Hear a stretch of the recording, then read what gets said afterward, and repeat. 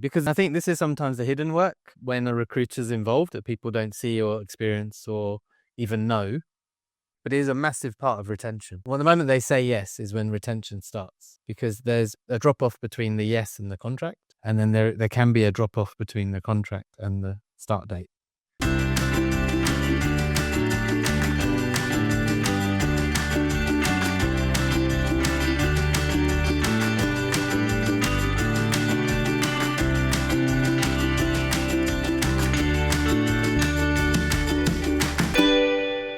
Hey, welcome back to the Scale My Clinic podcast. I'm delighted today to have two experts with me, Jane and Alex from WaveLength. Jane is GP talent advisor with nearly 18 years of experience at Wave. And Alex is a migration agent who has been at WaveLength for nearly 15 years. So welcome, guys. Hi. Lovely to be here. Hi. Thank you. So I think at the moment, international recruitment of GPs is top of the mind. We're on the back of Australia's sort of biggest GP drought. And so in recent times, the government has opened up international recruitment and simplified with some of the pathways that you'll be talking about. And so what I was hoping in this session is that we will cover broadly 5 things. We'll be covering which type of practices the international recruitment is for, what the registration journey looks like for having an international GP join you, what's involved in a VRGP being sort of mutually recognized. Then we'll talk about Medicare and those regulatory type things. And then we'll be talking visas and the ways that how you need to be thinking about the migration aspects. And so we've got 2 of the country's leading experts in both these topics. So you're going to want to take notes while you're listening. So welcome, guys. Let's get cracking. What I'd love to know, my first question is, who is international GP recruitment for? Like, what type of practice, and maybe who it's not for? Absolutely. Let's start maybe with the biggest question to begin with is location. There are certain requirements in place across Australia. There's a legal framework that we need to bear in mind. The Australian Health Insurance Act 1973 that lays down where internationally qualified doctors can work in the first 10 years in Australia. That is referred to as the 10-year moratorium. Section 19AB of the Health Insurance Act, if you want to have a look. And we will dive into this a little bit deeper later on. But really, as a practice owner, what you want to be aware of is this regulates where an internationally qualified doctor can actually work in Australia when they first arrive and for the first up to 10 years. Essentially, what we're looking at is outer metropolitan, regional, and rural practices. Unfortunately, inner metro city practices have a much harder time securing doctors. There are some ways, we will talk about those, but it's a lot more straightforward if you're in a so-called distribution priority area. So those are the areas where internationally qualified GPs can work in the first 10 years. And these distribution priority areas are listed on a website where you can see these locations. It's a map. It's really easy to use. And we can provide a link. And you know what? You can look up where you are. That's the first thing you want to do. Where am I in Australia in regards to this distribution priority area zoning? That's going to be the first thing that's going to tell you how easy or how hard it might be for you to take on an internationally qualified doctor. Generally speaking, outer metropolitan regional areas have no problem with the DPA zoning. We've been quite lucky in the last couple of years. The government has given us more DPA zones to work with. And so we've got places, I know Sachin, Melbourne is close to your heart, outer metropolitan Melbourne. We're looking at about an hour from the city centre, really easily accessible. And then going from there into the rural areas. Really, the vast majority of Australia is classified as a distribution priority area. It's really just those inner metropolitan areas that are not. So if you are a practice in Melbourne CBD, unfortunately, it's a little bit harder for you to take on doctors from overseas. Now, other things we want to look at is, of course, your practice setup. How many GPs have you got? How many nurses have you got? What's your support staff? That's the next thing that GPs that are coming from overseas will ask for. And that's purely because they're keen on practices that will be providing with support when they arrive. It's a big question. Australia is a big country. It's a different medical system. Yes, the medicine will probably be fairly similar, especially for doctors who are coming from places like UK, Ireland, Canada, New Zealand. Very, very similar type of medicine. But certain aspects like the administrative side, computer software, the referral pathways, all those will be different. And international doctors will need support when they first arrive. And that is usually best provided by a team of doctors and nurses who can help this new GP settle into the system.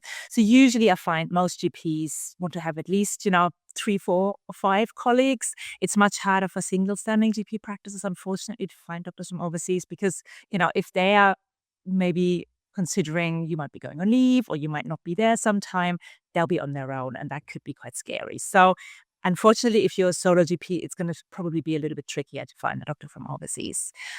Otherwise, things to consider are, of course, accessibility. If doctors are coming with families, what's the schooling situation? What's the lifestyle situation? Those things are really, really easy to forget, and they're so important. So maybe have a think, what makes my practice special? Why would we be a great practice for an internationally qualified GP to work here? Do we have someone on the team who's maybe moved from overseas themselves, who can share their journey, who can maybe relate to someone new coming in and can kind of take their hand a little bit and guide them and support them? But also, what's the opportunity for the family in the area? The children going to school, after school activities, hobbies, things like that.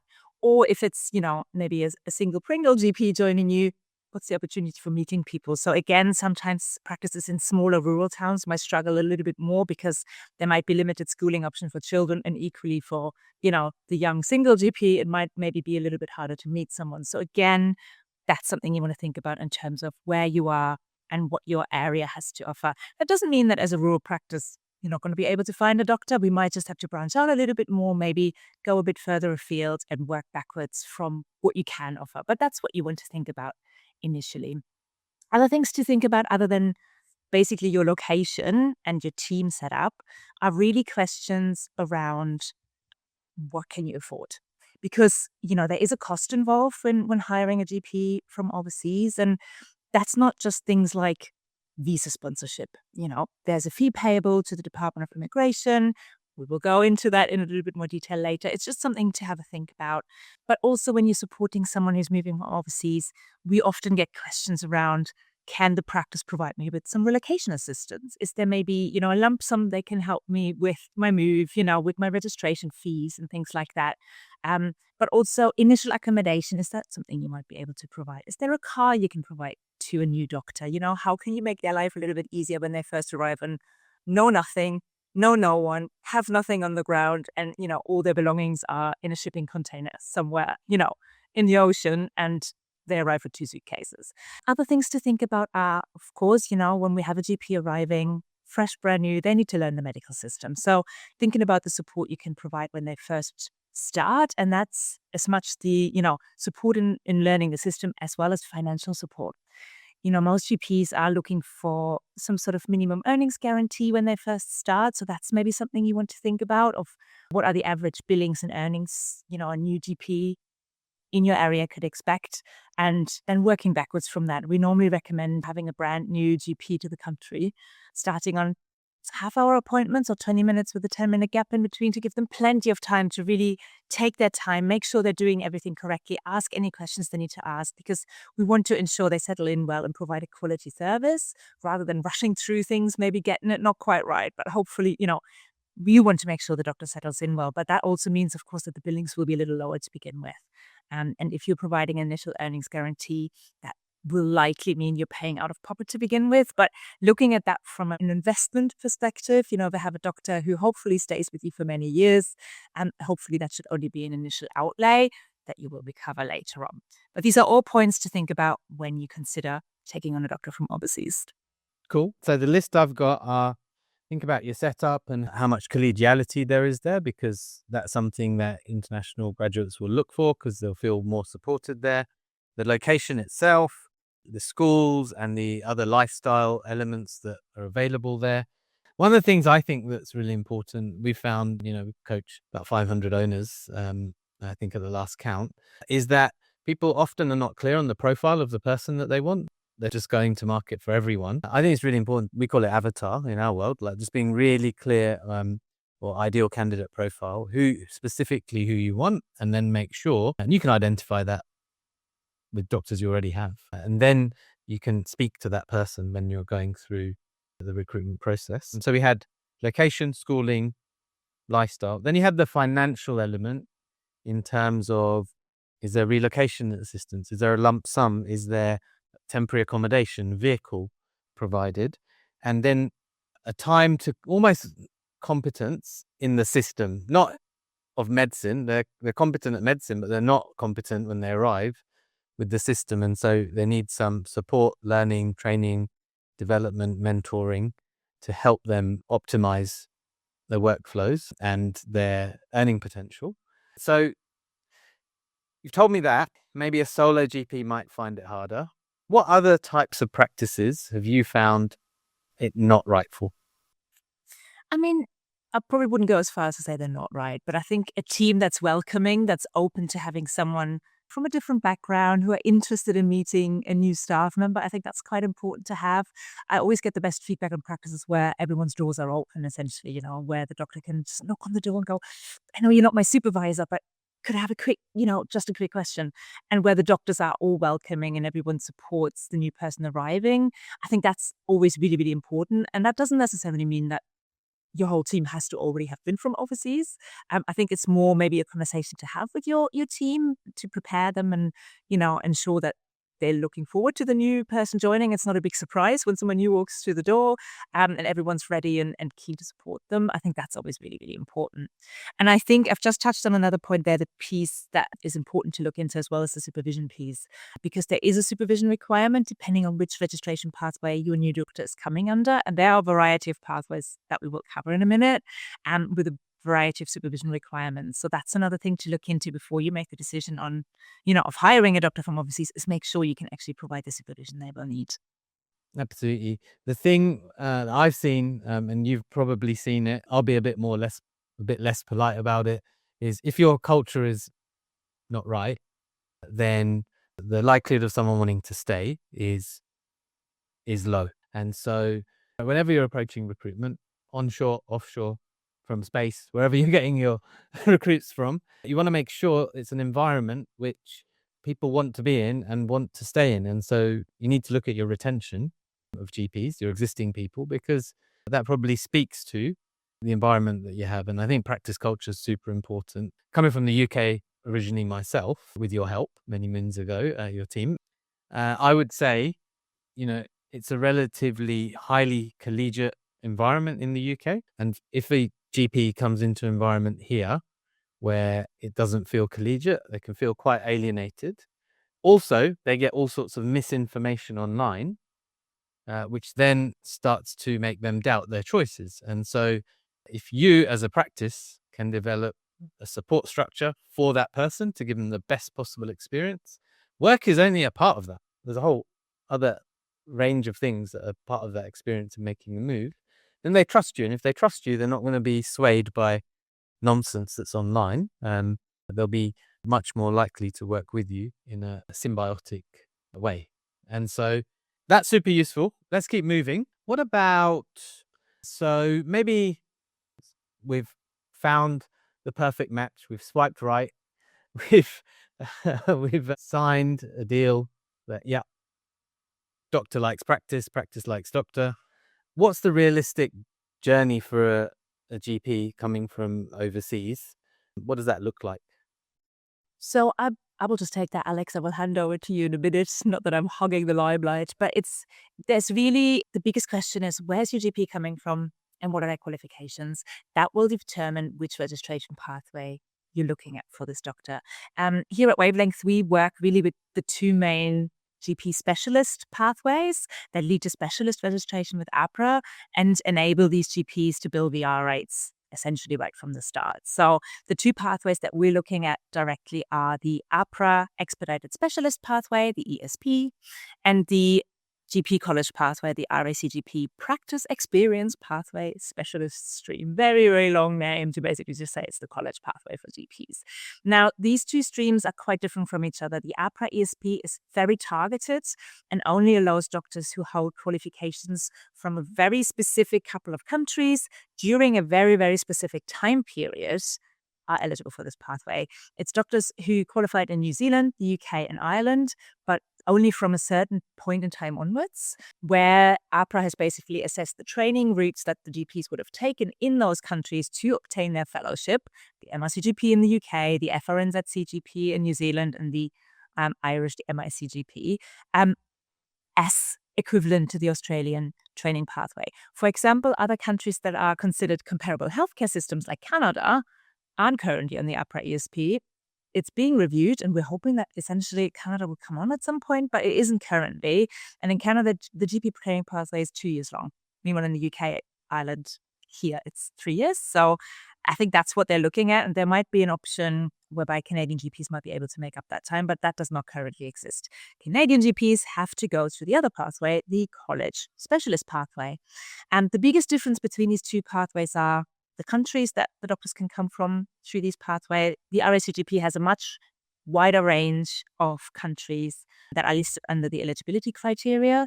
But the college pathway takes a lot longer, is a lot more expensive for the doctors, and the supervision piece is a lot more involved. And to a degree, there might well be exams for the doctors required as well. So there is a big difference between these two pathways. I would normally recommend any doctor who's eligible for the APRA pathway should apply for the APRA pathway. It's quicker. It takes around 6 months or so for the paperwork from the moment the doctor submits the application until everything is approved. Meanwhile, the college pathway, it's probably more around the kind of 8 to 12 months mark altogether. So a much longer process. The difference is really for the college pathway, doctors, GPs can apply for what is called their comparability assessment before they have secured a position. The APRA pathway, you have to have a position in place, really, because the doctor's registration is done against your practice with the supervisor in place that you're providing. The college pathway lets the doctors complete their comparability assessment first because that's purely based on their experience, their qualifications, their skills, their CPD. It's a really big application the doctors have to make that takes about 10 weeks to be assessed. And then they get an outcome of this assessment where they're either found substantially comparable, basically, substantially comparable to an Australian trained GP, partially comparable, or not comparable.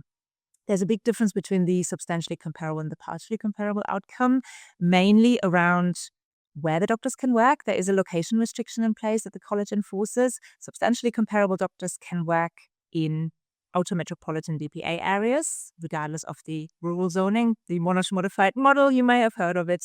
Again, it's on that same map that we can send you the link to.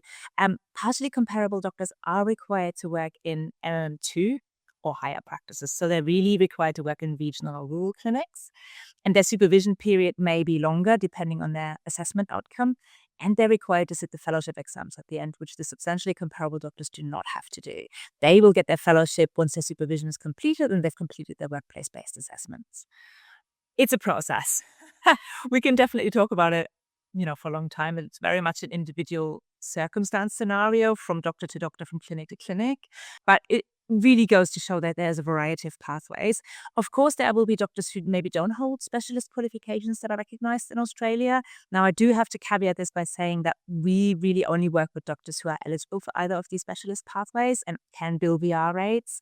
And doctors who don't have one of the recognized specialist qualifications can still work as GPs in Australia, but will have to come through one of the non-specialist pathway, the competent authority or the standard pathway, which makes it, include sitting exams. There might be a structured panel interview that the doctor has to complete. They might have a much tighter supervision requirement, and there will certainly be exams required for them to become a fellow and bill VR rates. Got it. And so that's a lot of information. You can tell you know your stuff. The thing on an owner's mind is probably, I've signed the contract. How long till that person is in my building? Depending on each pathway. Now, I know the third question I could ask is how long is a piece of string? But from your experience and what you've seen sort of over that best part of 18 years, and I know things have changed, but with these most two recent pathways, what's your average experience that you're seeing? Yeah. And look, you're absolutely right. Things can blow out depending on personal circumstances, can slow down over Christmas and New Year's. There's always a delay. It depends on individual circumstances. It depends how quickly you as a practice provide the supervision paperwork. It depends how quickly the doctor can get their documents certified. There's so many things that play into the processing times. Here at WaveLength, what we do is we actually create what we call a start date timetable for each of our GPs at the point when we come up to a contract being drawn up. So everybody already knows what kind of milestones we're looking at, what kind of processing times we're looking at each different stage and each different registration and regulatory body, and that includes immigration as well. Generally speaking, I would say for the APRA ESP, APRA generally takes 3 to 4 months processing time for that part of the process. The visa can really vary quite wildly, and I'll let Alex comment on that. Can be a week or it can be 2 months, but sometimes if you have different circumstances, it can be much longer. And then, of course, we've got the Medicare process at the end, which is usually 2 to 4 weeks, depending on personal circumstances. So for the APRA ESP, we'd say 6 months altogether. You're probably on the safe side, provided your doctor that you're hiring can make that. I do find with a lot of doctors who've got families, they usually need a little bit more notice. They might have a house they need to sell. They might want to get the kids into school for the start of the school year. That might be, a timeline they have in mind. There might be a partnership agreement they're trying to, get out of, and that can be a long process. So obviously that needs to be a conversation with the doctor as well. Now for the RACGP pathway, for a substantially comparable doctor, like I said, anywhere around the 8 months mark to 12 months is probably realistic. Unfortunately, there are a lot more steps required with the college, and they also take ownership of the Medicare provider number lodgements for your doctor to start working as a BRGP. You can get them started quicker by applying for a non-VR provider number, because you can do that directly with Medicare for the doctor, or we can do it for them or for you. And that only takes, anywhere between 2 and 4 weeks. But the VR provider number is very much in the hands of the college, and unfortunately, they take around 3 months for those. So that really has a bearing on processing times. So that's roughly the timelines there. Partially comparable doctors, probably similar timeframes. Their comparability assessment might take a little bit longer, but usually we would recommend a doctor does all that before they start speaking with practices. So you should already have an idea of their eligibility when you're speaking with them. Got it. And then, so that's pretty clear. You're talking roughly, think about 6-ish months for the APRA ESP, and be thinking for the 12-month mark, really, for the PEPSS college stream. All right. So now maybe if we talk about Medicare, DPA, and some of those considerations, 19AB, can you maybe talk us through how that might work? I know, Alex, you're looking up a few things, so I'll let you do that. But Jane, I might just grab you on that topic. I know this is Alex's major area, but so you've told us so far that the practice needs to be a DPA. The GP needs to have picked one of their pathways. If they're eligible for the APRA ESP, then you recommend that's probably the simpler pathway if they're eligible for it.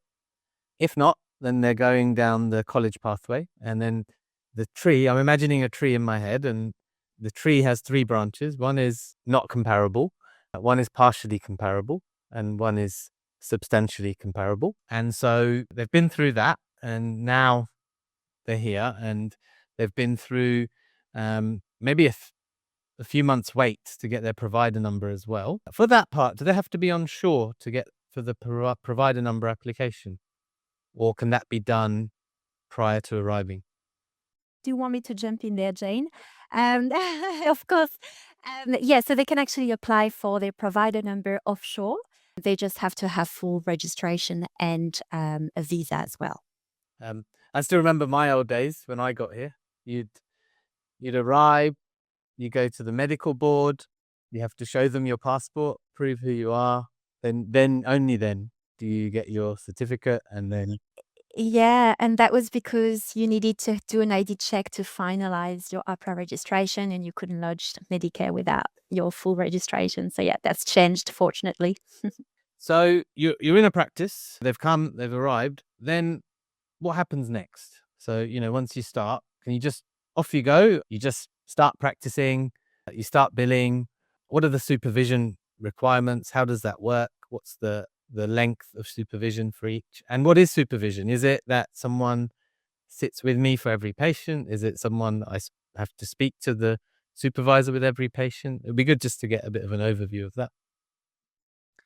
Well, maybe if I just start, and Alex, I'll pass it over to you for some of the details. I think the most important thing you can do for a new doctor when they arrive is create an orientation or induction plan for them, rather than going, here's your computer, first patient's out the door. Have a bit of a plan, maybe get them in slowly, get them in for a half a day to meet the team. Say hello to everyone, say hello to the nurses, meet the pharmacist downstairs, whoever else is on the staff that they might need to talk to at some point, make a little introduction and show them around, show them their room, maybe get them set up on their computer, let them spend an hour, with someone who can show them what they need to do in terms of the Medicare billings and note keeping. But I think it's important not to overload them either, and give them a bit of time to really digest the information, because I think you can reach information overload very, very quickly. They've also just moved country. Their children haven't even, adjusted to the time zone yet. Like, there's so much going on. They're looking for a house, if that's something they need to do. So there's so many things going on. So I think being quite patient with them and introducing them slowly is really important. And then have them shadow with their supervisor or some of the other doctors, even just a couple of hours here, a couple of hours there. Maybe they can start seeing their own patients in between, then sit down with their supervisor for the rest of the afternoon and kind of maybe go through some of the cases they've seen. How was it different to what they used to from home? What do they maybe need to work on when they arrive? There'll certainly be online modules they'll have to complete either for APRA or the RACGP, and it's quite a lot. Usually it's like 30 hours in 6 months or something like that they have to do. So maybe get them started on some of those. I think introducing them slowly is really important to give them the opportunity to actually get their head around everything. And also, I normally recommend when you have a new doctor arriving, start them on 2 patients an hour. Really slow, really easy. Don't give them 30 patients the first day. They won't know what hit them, And some doctors think, oh, I can do this. I've seen 30 patients a day. I hope it's not a problem. Don't do it. I've had a doctor do that once to himself. He just figured out, I'll just go to reception. I'll ask them, open my books. I can see, 30 patients. Didn't I ring him that evening? It was like, no, tomorrow I'll see 2 patients an hour like you recommended. This was crazy. And he had the nuttiest time on his first day. And he was, he realized very quickly that was way too much. So start them on 2 patients an hour. And if you want them to do 20-minute appointment with a 10-minute gap, 20-minute appointment, 10-minute gap, just ease them in slowly. And, you can move the gaps over time. Maybe it's 20 minutes back to back and then a 10-minute gap. You can help them speed up over time, but have a conversation with the doctor, see how they're feeling. Put another shadowing session in between in their first week so they're not just back-to-back patients that have no idea if what they're doing is right. I think the more thoughtful you can be about what would I feel like if I woke up in a new country and had to be a GP, I think that's the best thing you can do for them. From a supervision perspective, I'll let Alex talk to that in more detail. It's very much situation dependent, so that's a good conversation to have with Alex. Thank you. Yeah, so in terms of supervision with the ESP, so the APRA pathway, we're looking at indirect 2 supervision, and that's when the supervisor may be remote. However, you need to provide an explanation as to how the GP will be supervised, and the supervisor must be able to be physically there if needed. So the preference here is really for the supervisor to be on site, and the supervision period is 6 months. And for PEP, so that's the college pathway, the supervision level is 3, so that the supervisor may be fully remote. And the supervision period is 6 months, but they may actually take up to 12 months to complete it. Right. And then Jane mentioned earlier workplace-based assessments. That might sound scary to people. What does that involve? From my experience, because obviously I ring my doctors on their first day, make sure they haven't lost their marbles, on their end of their first week, make sure, they had a good experience, end of their first month, 3 months, 6 months, what it's like. We've had those chats. But basically, what you want to make sure is that from a supervision perspective, just catching up on that, you just meet the criteria that either APRA or the college set. No, you don't have to sit in the room with this GP that you're supervising, not on these 2 pathways anyway. The doctors are considered specialists. They're considered to be fully able to see patients by themselves, but that doesn't mean that they don't need support. So again, the open door policy is the best thing you can offer here, and regular supervisor meetings. There are prescribed frequencies for both pathways, so you'll have a guideline on how often you will need to meet. But of course, if you can make yourself available for a quick phone call or whatever the doctor needs on a very regular basis, especially in the beginning, if you have daily catch-ups or even mid-morning tea, or water cooler catch-up, that's probably a good idea to start off with. Now, with the workplace-based assessments, again, with the APRA pathway, much more relaxed approach. I've had a doctor tell me, it's basically just you see a patient and you get asked about it. It's nothing too scary from the feedback I've had. But again, it depends on each doctor. If you maybe a bit uncomfortable in assessment situations, that might be a bit more scary. But if you're quite relaxed in those situations, it's basically just an assessment of, patient scenarios. And with the APRA ESB, it's just one assessment and it's usually done with your supervisor. So it's a little bit more comfortable. With the college pathway, a little bit more involved. There's 3 separate assessments and they're done with college assessors. So they're usually done remotely and via video call. And they can, from the feedback I've had from doctors, really vary very wildly depending on what assessor you get. Some apparently are very relaxed and quite chill and happy to have a chat, and others, they're basically doing your fellowship assessment again with you. So that can also have a big impact who you get for your assessments. Got it. Excellent. Okay. That's super, super useful. Maybe we move on now to the various visa and the pathways, etc. So if we all rewind a bit, someone signed, they've kicked off all the paperwork for whether they're on APRA or they're going through the college pathway. Where does the visa process come in and what does that look like? Yep. So we apply for a 482 visa generally to start with. So the 482 is a temporary employer-sponsored work visa. And that is for anywhere between 1 to 4 years. And what is going to actually determine the duration of the visa is the contract term. And so as an employer, you decide whether you want to nominate the applicant for 1, 2, 3, or 4 years, depending on the contract term. And so that's the first step, is to apply for the 482. Now, we can actually apply for the 482 at the same time as APRA. And so we apply for both at the same time. And once we have APRA approval, we can get the visa granted. So generally, we really make it so that both can be granted around the same time, and we save as much time as possible. And currently, processing time is quite quick, so we can pretty much get the visa within a week or 2 of APRA approval. So it's pretty efficient. So that's the initial visa, the 482. Now, I'm guessing you're going to be asking me about permanent residency. So we can't really apply for PR straight away for GPs. The reason being that, so the permanent employer nominated visa, which is the subclass 186, there are 2 streams. There's the direct entry and the temporary residence transition stream. And GPs actually have to go down the TRT stream, which is after 2 years working under the 482. The reason being that they are independent contractors. And the direct entry stream actually requires the nominee to be a salaried employee. So for that reason, the 186 is only open to GPs after 2 years working under the 482. And so our recommendation to GP clinics is to actually nominate GPs for 3 years under the 482, and that way they can complete the requisite 2 years for TRT eligibility, and they don't have to renew the 482 in between. Got it. And then there'll be, the general practice is changing a bit. So there might be some practices that actually employ their GPs, like as a salaried employee. That's small. It's a relatively small group. If there were those practices around that were looking, they might be eligible for the direct entry. The 186 direct entry, absolutely, yeah. In which case they can actually skip the 482 and they can nominate the applicant directly for PR.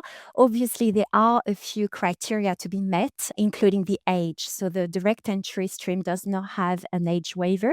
So the applicant has to be under 45 years of age. But the TRT, so after they've been here on a temporary 2 years at least, what's the age requirement there? So it is 45, but there is an age waiver.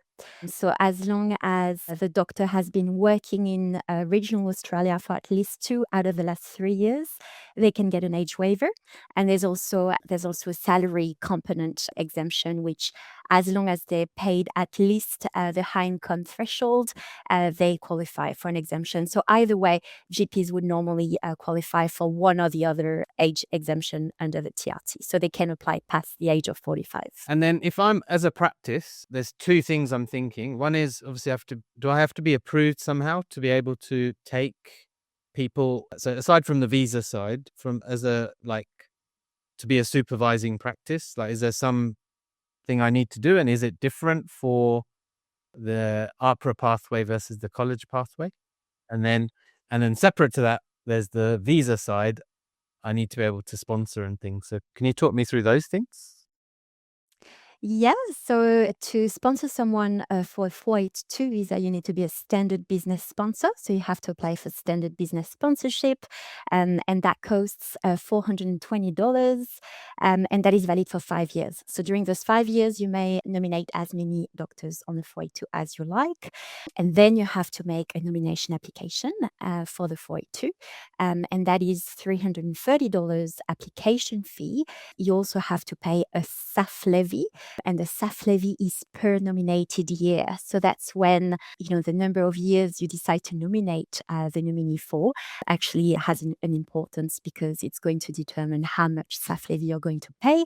And the amount of SAF levy is $1,200 per nominated year if your turnover is under 10 million, and if your turnover is over 10 million, that is $1,800 per nominated year.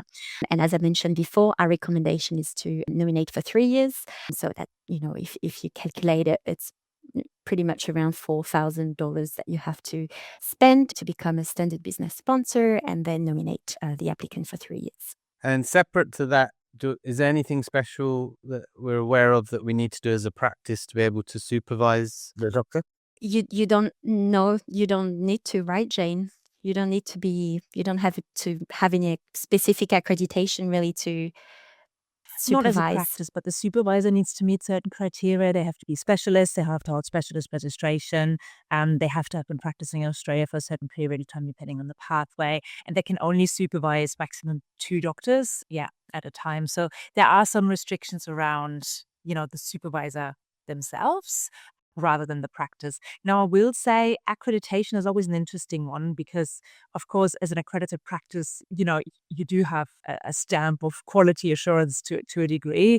And obviously, doctors love that. If I'm moving to a brand new country, I want to make sure that the practice I'm joining is, of a good quality, has good processes in place, will look after me well. So if little Jane from WaveLength can turn around and say, look, this practice is accredited and is also a teaching practice, doctors always love that, because, there are certain processes and procedures in place. There's quality assurance being done from an external auditor here regularly. So those are all things that will definitely help attract a doctor. And I think when we're kind of turning around and looking at this, I want to hire a GP from overseas, there are obviously 3, and I would probably argue 3 points you need to be mindful of. The first piece is the attraction. How attractive is your practice? How attractive is the role that you're offering? What are you offering the doctor? Then the commitment, getting them to actually sign on the dotted line. And that's also how you present yourself in the interview process, not just what you're offering on paper, but, how well do you connect with the doctor? What other options do you have, for them to grow and for their family to settle in? That's a big piece of that. And what can you do to support them long term as well? The permanent resident sponsorship is always something I get asked about. So if that's something you're happy to do for a doctor, provided everyone likes each other and settles in well, then that's definitely a great piece. And then retention, which really feeds into each other. And again, we talked about culture here. We talked about the support structures here. We talked about being genuinely interested in someone, from a different background joining you.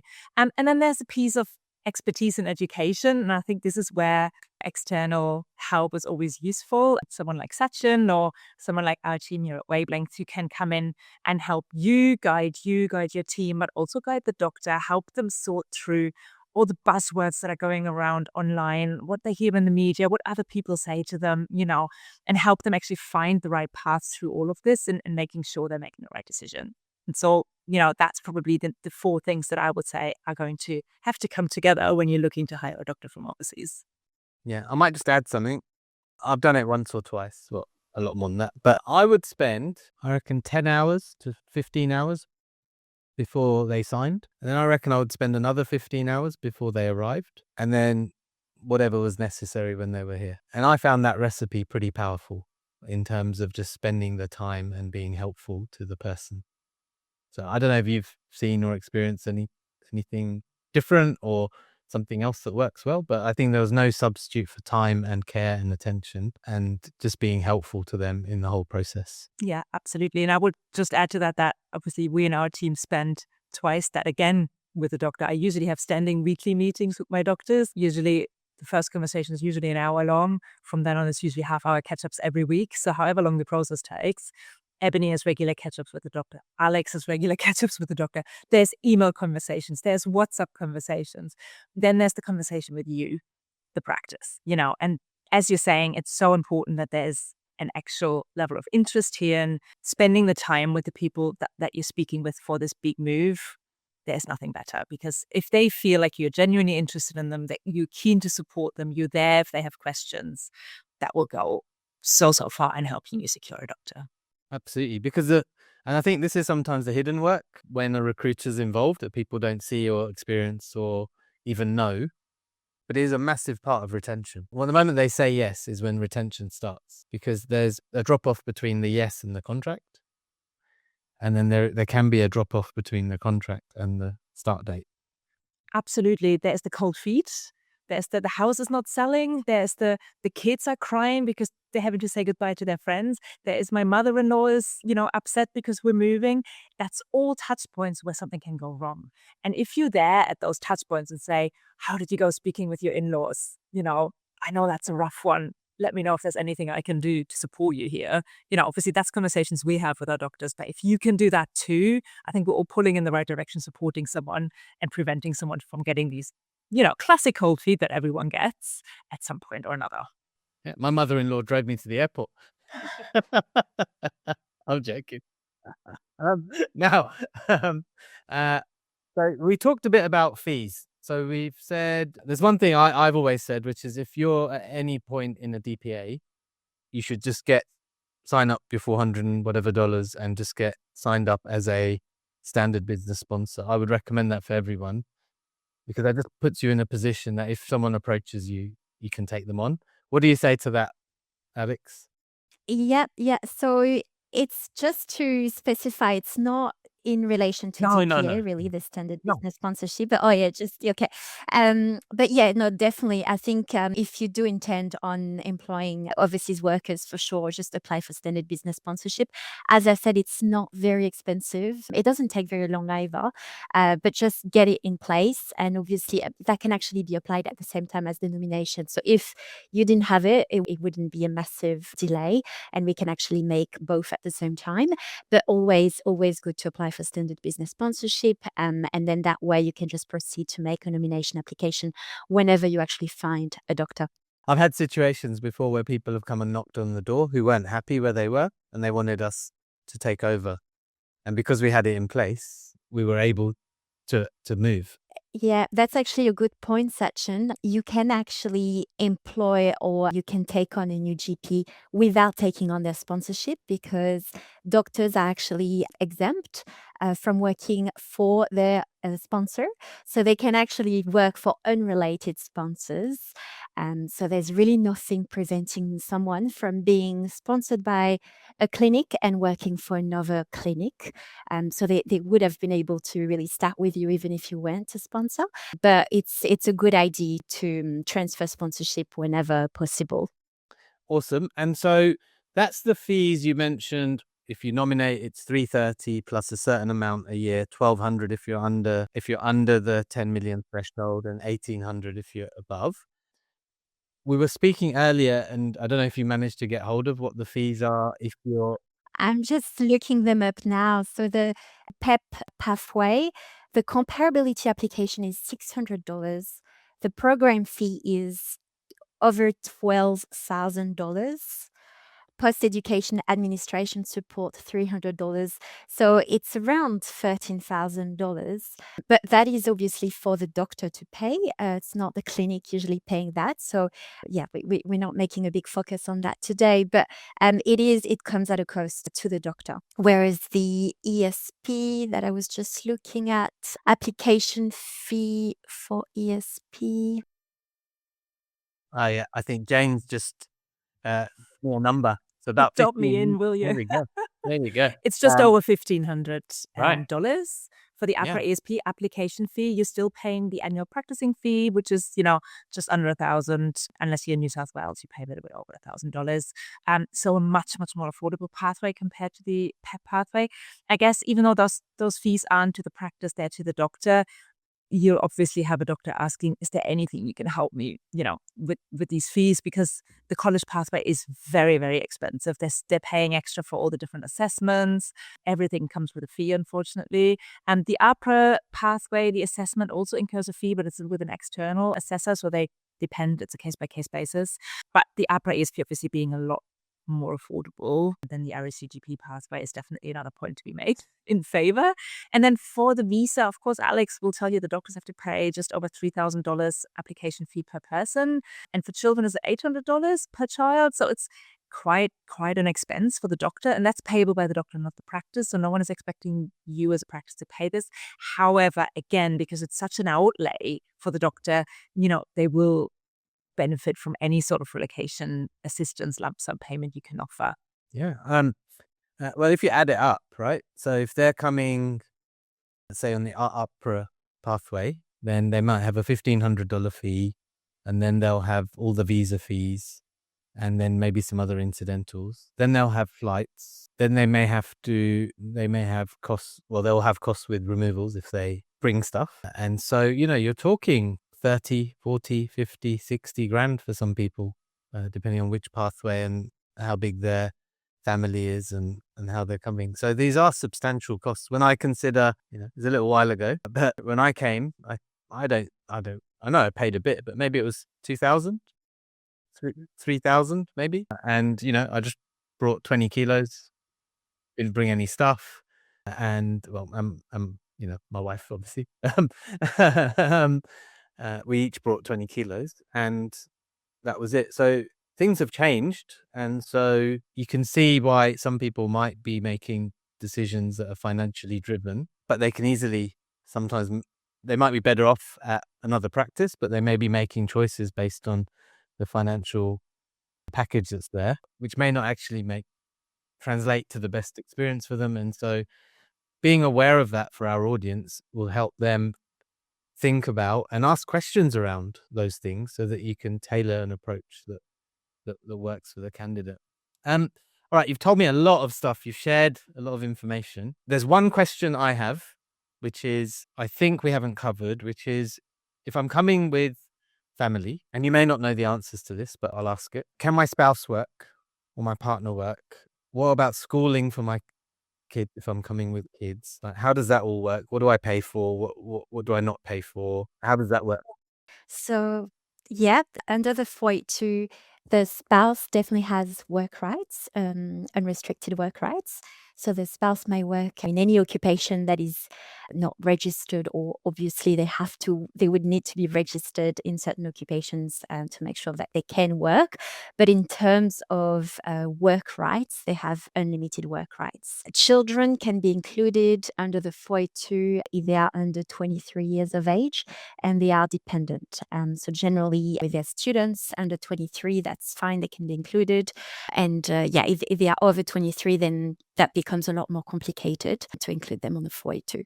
And then your other question was in terms of schooling. So in terms of the fees, as a 482 visa holder, it depends on the state. Some states you pay higher fees as international, and some others you don't, and you just pay local fees. So that really depends on the state. Right. Okay. So there's a bit of complexity there, and it depends on the situation. Yes, and I guess one related question would be in terms of buying property as well. And as a temporary visa holder, you would have to pay higher stamp duty if you were to purchase property. So oftentimes, that is one of the things that people have in mind when wanting to apply for PR is to be able to buy property with lower stamp duties. And then my last question one last question. So we talked about age caps earlier when we were talking about 186 permanent residency, etc. What about with a 482? Is there an age cap there, or how does that work? Mm. They are known. So there's absolutely no age limit for the 482. You may apply at any stage in your life. Yeah, so absolutely no age limit for the 482. It's really when you apply for PR that comes into play. And so as I mentioned with the 186, if you apply via the TRT stream, which would be the case for most GPs, you do have that age waiver. There is also other independent skilled permanent visas, which doctors may want to consider. And that's only once they have unrestricted APRA registration. They can make an expression of interest, and then the process is to basically, once you've made the expression of interest, wait to be invited. And for that, you have a 45 years of age limit as well. And there's absolutely no age waiver for those. So the 189, 190, 190 being the state nominated version of the 189, you can only apply if you are under 45 by the time you are invited to apply for the visa. Okay. Well, then I think there's a few people I know who might be on the email to you both about coming here, because I think they were still thinking in the old days. I think the 457 had a 45 limit or something, or some. No? I No. don't think he Oh, used to. No, I don't think so. there you go. It's really more for Right. PR that I've comes into play. I've got The 3 age, yeah. people who keep asking me, I've missed the deadline. I'm like, right. Yeah. Not for the 42. And so that really for people over 45, the process really is to apply for the 42 and then wait 2 years to then go down the 186 TRT Excellent. stream. Okay, so you've been so helpful with the information you've shared. I really want to thank you. I think there'll be people who are practice owners watching this who are thinking, look, I don't want to do all this myself. I want an expert to help me. There are many people around. I've known WaveLength for 18 years because I came to Australia with you, and I've recruited using your expertise, which I'm very grateful for, and I trust and respect your organization. And so if someone wants to contact you and get some help or explore what could be possible for them with GP recruitment, what would be the process? We'll put the details, in the show notes, but what would typically happen next if someone reaches out? So the first thing that's going to happen if you send an email, and we'll put that on the bottom at the end, one of our team will get in touch. We've got quite a large GP team. We have a GP locum team who can help with, short-term cover if you're ever in a fix, if you need someone to cover annual leave, maternity leave, or if you need help covering an urgent need while you're waiting for a permanent GP to arrive. Our locum team can help, and they're a team of 7, I want to say. They're 8. It's a large team. And then on the permanent side, we've got myself, my colleague Chloe, my colleague Ilham, who supports Chloe and myself, and who does all the credentialing, all the paperwork, and also the initial assessments for our clinics. Then we've got Alex, who assists with the visas, and our colleague Ebony, who helps with the regulatory. So there's always going to be someone who can answer your questions. And with me being in the UK, normally we almost have 24-hour coverage. So that's another thing. We can chat in the evening when you're done consulting for the day, when you're done with work, the kids are in bed, and you just want to have a little chat about how can we make this happen. We can have a chat at that point. But what you would normally do is you send us an email and you say, hi, I'm a practice owner in XYZ. I'm looking to hire a doctor from overseas. How can we do this? And then my colleague Ilham will get in touch initially and send you a couple of questions about your clinic, about you, about what you're looking for in a GP. Really, really brief questions to begin with, so we can assess who on our team is the best person for you to speak with. So if you're saying, we've already found a doctor, but we want someone to help us with all this paperwork because we've got no idea where to start, then Ebony can help you from there. That's a separate service we offer. Or if you're saying, well, we've actually got a doctor who's already registered, but they need a visa sponsorship, like the doctor that walked through your door, Sachin, then they can pass them on to Alex, and Alex can then help with the visas. But if you're saying, I want to hire someone and I'm starting from zero, then that will be either myself or my colleague Chloe, depending on where in Australia you're based. And once we have seen a couple of basic details about your vacancy, we could have a conversation around how we may be able to help you. Or, is it even a good idea to hire someone from overseas? Are you even going to be able to support a doctor? And actually discuss all those points that we touched on earlier in a bit more specific and more pertaining to your individual situation, your individual practice, and the type of doctor you will be able to hire, etc., etc. We normally go through a lot of detail. I have to say that now a lot of practices say, God, no one asked me so many questions about my practice. And the reason being is because we like to find you a doctor who will be a great fit, not just someone who is a bum on a seat. Because at the end of the day, what I want to do is when I ring you on the doctor's first day and when I ring the doctor on their first day, is I want to hear from both of you, what a fabulous doctor, what a fabulous practice, what a great experience. That's what I want to hear from both of you. And that's really going to happen if I can gain a really good understanding of your clinic, your team, who's already in there, pain points, your patients, anything else that we need to be aware of, the kind of patient base you're covering, any special interests the doctor might need, are you maybe having a doctor who's retiring and, what are those patients looking for in a doctor? Because I know when, a doctor retires, that can leave a big gap, and the patients might be actually grieving and having a hard time getting used to someone new. So what do we look for in that person who's taking over that patient base? Or whatever else it may be, what is a good fit for your practice? Because it's pots and lids. It's a little bit like you said, with the swiping left and the swiping right. It is like dating, finding the right person for your team is going to look completely different from the practice 3 hours away or even 20 minutes away, because they have completely different approach to medicine. They have a completely different team culture. So having a detailed conversation and we collect a lot of information about your practice. We get you to fill in a complete practice profile, or we can do it over the phone. There's multiple ways of doing this, and we'll tailor it to whatever is best for you. And then I will go out, I will advertise your vacancy. We have multiple advertising channels. We also have a database of over, 5,000 GPs, depending on where in the world we're looking for you, that we can approach with your position details and see, and try and find you I want to say the perfect doctor, but perfection is always an ideal and we'll always have to work backwards somehow. I always say, if I could, I would bake you the perfect doctor, but, that's probably not going to happen. So we'll have to work backwards to a degree, but I will try and find someone who's going to be the best fit possible from the pool of candidates available. And then again, it's going to come down to me making an introduction to you. I'll let you know what the doctor's circumstances are, their family situation, their career aspirations, special interests, what are they looking for, what are their timelines, where are they looking to move, what are their family needs, etc. And of course, send you their CV so you can have a look at their details. At that point, a whole lot of things will have already happened. I will have already had a probably hour-long conversation with the doctor to find out all these points from them, like you and I will have had a conversation about what you're looking for in a doctor. And the doctor will have been background checked, registration checked, and they're completing a consent and disclosure form for us, which ticks all boxes around. Have you ever had any malpractice claims? Have you ever been investigated? You know the things that need to be raised. Are there any issues, any health concerns that we need to be aware of from a visa perspective?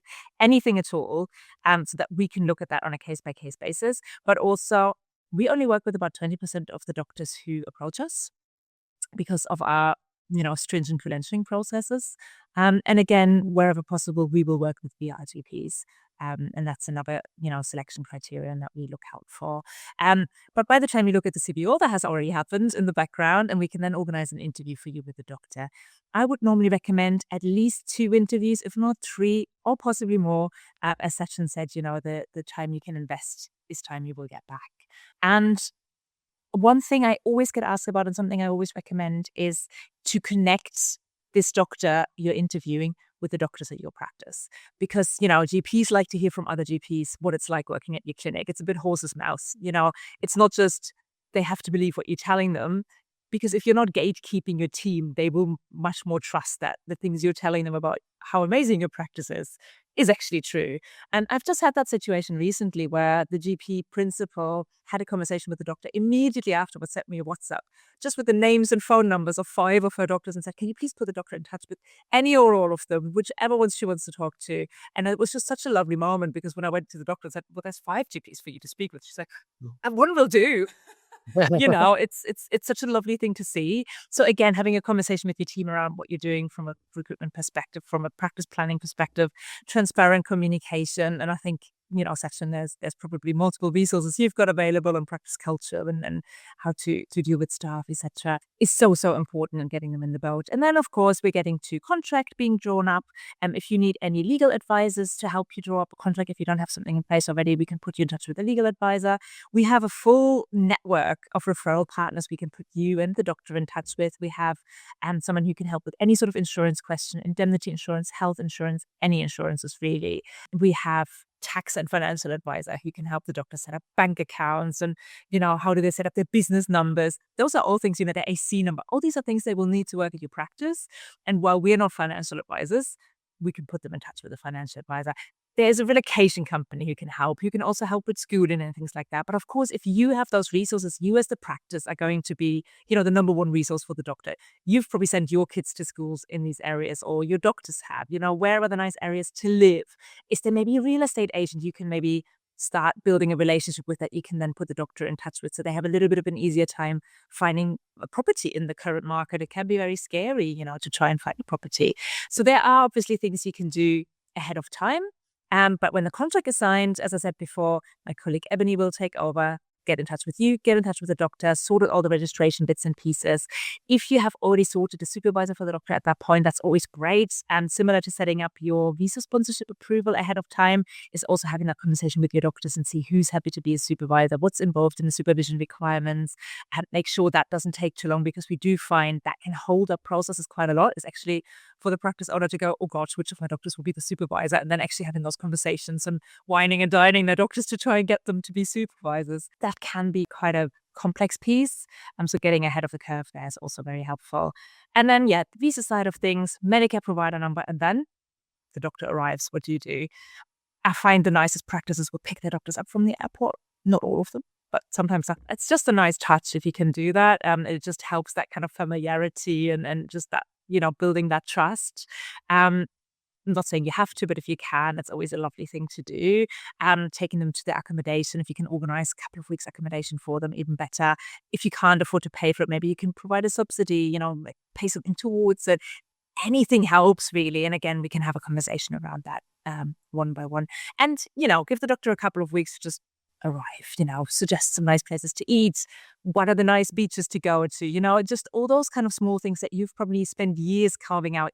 This is the best coffee shop in the area. Tell them, go to this coffee shop. Recommend which cake is the best. It's such small details that will make a doctor feel much more at home and not so lost.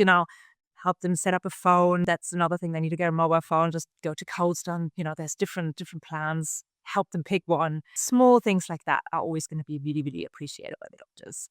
Awesome. And Jane, Alex, you've been fantastic. I appreciate your wisdom. 33 years I counted up in this space between you. We're going to have your contact details in the show notes below. If you have any questions about international medical graduate recruitment, reach out to that email address and that will make its way to Jane and her team. Thank you again. It's been an absolute pleasure. See you soon. Thank you, Sachin.